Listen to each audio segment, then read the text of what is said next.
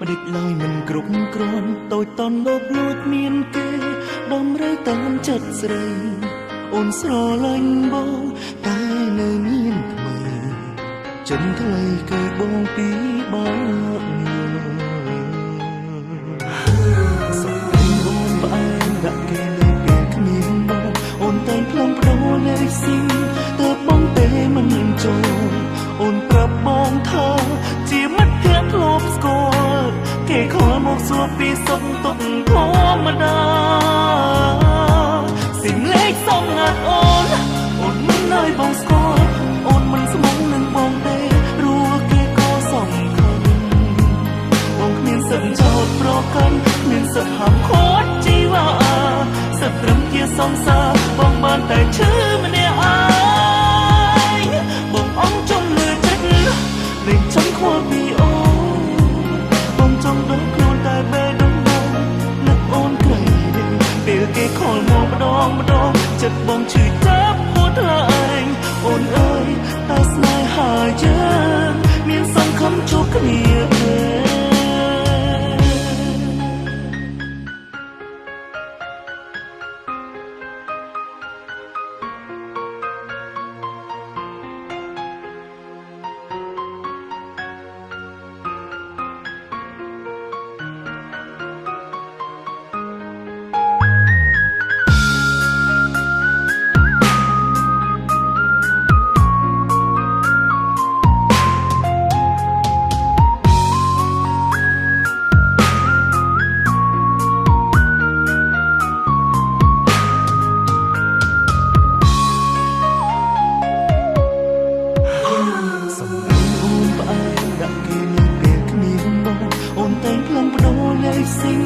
ទើបបងទេមិនចូលអូនប្រាប់បងថា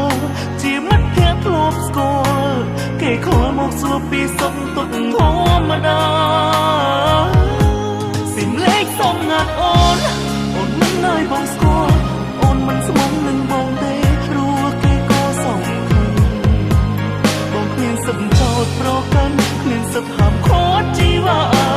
សិទ្ធិត្រឹមជាសង្សារបងបានតែឈឺម្នាក់ឯ